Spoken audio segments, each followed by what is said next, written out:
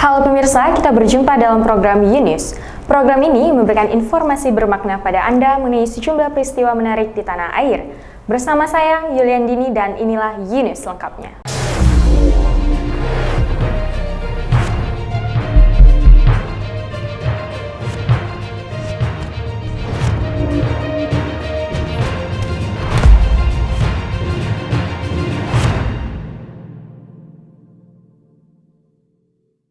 Delapan ABK kapal barang asal Dumai Tanjung Balai Asahan yang bersandar di Pelabuhan Bongkar Muat Barang Tanjung Moco di Pulau Dompak Tanjung Pinang, Kepulauan Riau, positif COVID-19.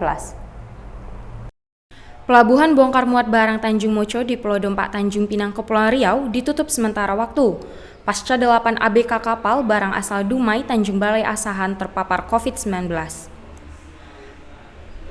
Petugas kesehatan telah memindahkan 8 dari 9 ABK kapal ke tempat isolasi pasien COVID-19 di kilometer 18 Tanjung Pinang. Petugas penjagaan dari Kantor Kesyah Bandaran dan Otoritas Pelabuhan Kapal SOP Tanjung Pinang, Antoni Korputi, mengatakan, proses transit kapal di Tanjung Moco dipilih untuk meminimalisir penyebaran COVID-19 di dermaga lain. Hanya kenal COVID. Dari 9 ABK, 8 ABK yang positif dan 1 negatif. Makanya diaktivitaskan di sini sudah ada, semalam sudah penyemprotan. Sudah sejak kapan nih kapal, Pak? Masuk, Pak? Semalam. Semalam.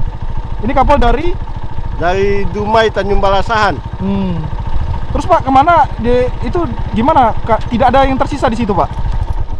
Semua sudah dibuang, sudah dibersihkan oleh petugas karantina. Makanya kapal dikarantinakan sendiri di sini. Ya, yang terkena COVID diisolasi di mana, Pak? Di Batu 18. Diketahui, pihak karantina telah mensterilkan kapal barang tersebut.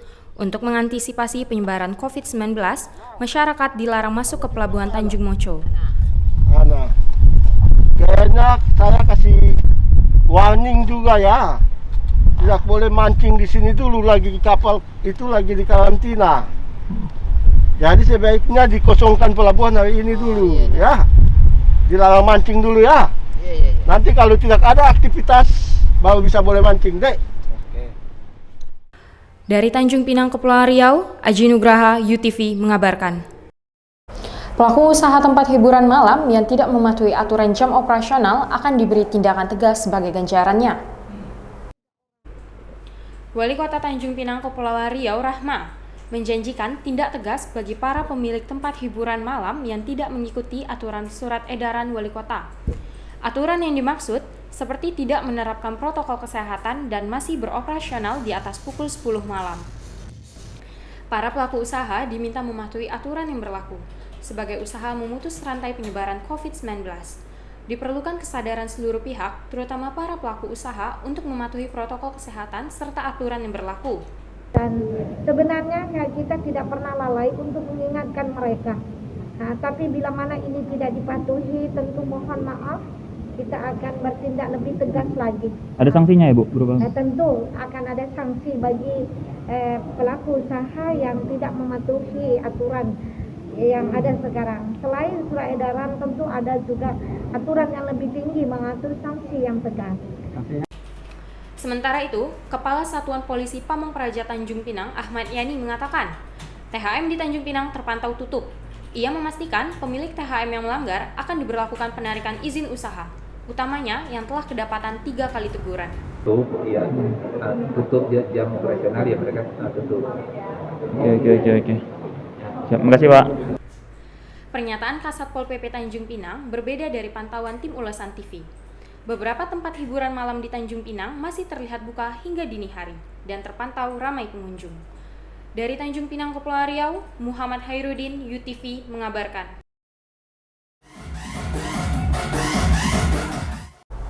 Restoran cepat saji McDonald meluncurkan menu baru berkolaborasi dengan boyband asal Korea, BTS. BTS menjadikan salah satu menu di McDonald sebagai primadona, terutama bagi para ARMY, sebutan bagi para penggemar BTS. Satu-satunya menu ini menjadi perburuan, lantaran menu kolaborasi ini dipilih langsung oleh anggota BTS dan hanya akan tersedia selama sebulan ke depan selama stok masih tersedia. Kehebohan ini tentu saja mengundang rasa penasaran, Sebenarnya, apa saja sih isi dari menu kolaborasi McDonald dan BTS ini? Apakah kelezatan rasanya sesuai dengan apa yang dihebohkan? Untuk yang kajun ini, rasa kajunnya sangat kuat, lebih ke arah mustardnya itu kuat banget dan agak sedikit asam, tapi ini lagi untuk orang yang suka pedas. Oke, untuk harga, BTS Meals ini sangat terjangkau sih kalau kata saya, karena ini memang menu yang sudah ada kan sebelumnya di McDonald's, tapi memang yang bikin beda sausnya dan juga jumlah chicken McNuggets-nya. Kalau kalian beli yang ukuran medium, chicken McNuggets itu kita bisa dapat 6 bersama minuman juga dan juga kentang ya. Namun bagi para ARMY, rasa dan makanan yang ada di dalam paket bukan satu-satunya alasan mereka berbondong-bondong mengantri online. Dari Jakarta, kantor berita antara UTV mengabarkan.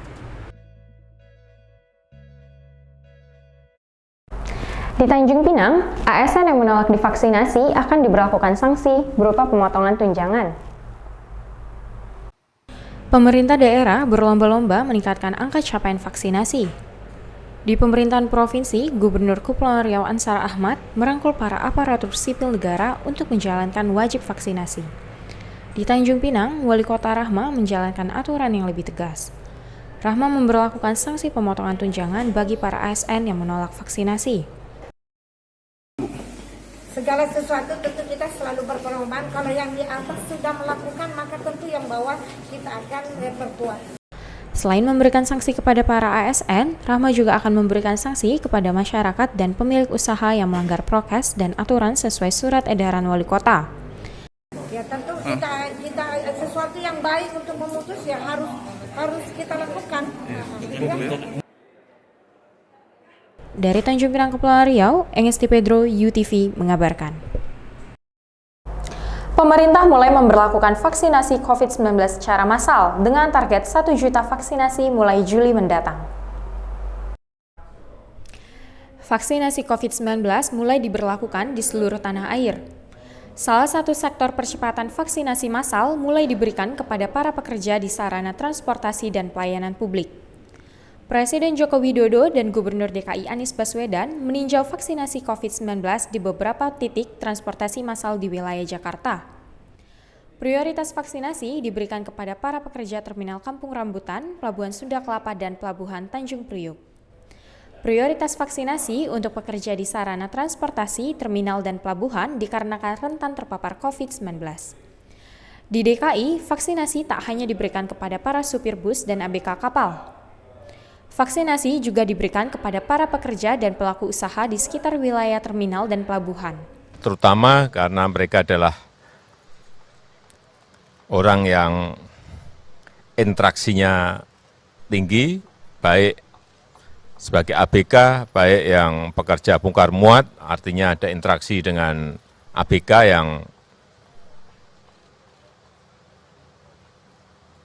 kapalnya, perahunya berasal dari pulau yang lain, sehingga dengan vaksinasi ini kita harapkan ada perlindungan terhadap para pekerja di Pelabuhan Sunda Kelapa ini, dan kita harapkan penyebaran COVID-19 bisa kita cegah. Pemerintah menargetkan vaksinasi 181,5 juta orang atau 70% dari jumlah penduduk Indonesia. Vaksinasi dipercepat dengan penyuntikan 1 juta orang per hari mulai bulan Juli mendatang. Pemerintah telah menjalankan vaksinasi COVID-19 secara massal sejak 13 Januari 2021. Tenaga kesehatan merupakan kelompok pertama yang menerima vaksinasi COVID-19 di Indonesia. Dari Jakarta, kantor berita antara UTV mengabarkan. Kimia Farma akhirnya menyetujui penyesuaian tarif Genos di wilayah Provinsi Kepulauan Riau. Keluhan warga terhadap tarif Genos COVID-19 yang dirasa mahal akhirnya bersambut. Kimia Farma menyetujui penyesuaian tarif Genos dengan melakukan penurunan sebesar Rp10.000. Tarif Genos yang semula Rp40.000 saat ini menjadi Rp30.000 di seluruh wilayah Kepulauan Riau. Penyesuaian tarif ini diperuntukkan optimalisasi pelayanan Genos serta meringankan beban masyarakat di masa pandemi. Dari pantauan ulasan TV, di beberapa titik layanan telah memberlakukan tarif baru Genos, kecuali di Bandara Raja Haji Fisabilillah. Berdasarkan keterangan petugas layanan Genos di Bandara RHF, Elsa, terdapat perbedaan vendor Genos. Di Bandara RHF, vendor penyedia Genos adalah Pharmalab dan hingga saat ini belum didapatkan pengumuman penyesuaian harga. Sudah Bang, kita sudah diarahkan per 10 Juni itu dari pagi tadi pendaftaran sudah 30.000 tarifnya. Sementara pengguna fasilitas Genos, Daniel Fauzi, masih mengharapkan pemerintah dapat menggratiskan pemberlakuan tes Genos. Mensyukuri dengan penurunan harga dari 40 jadi 30.000. Dan kita berharap kalau bisa gratis. Gratis ya? Iya. Ya harapannya Karena gratis. sangat membebani dari ekonomi kelas bawah ya, utama ya. Dari Tanjung Pinang, Kepulauan Riau, Tommy Yandra, UTV mengabarkan. Terima kasih telah menyaksikan informasi yang kami sajikan. Tetap saksikan di unit selanjutnya dan salam sehat, sampai jumpa.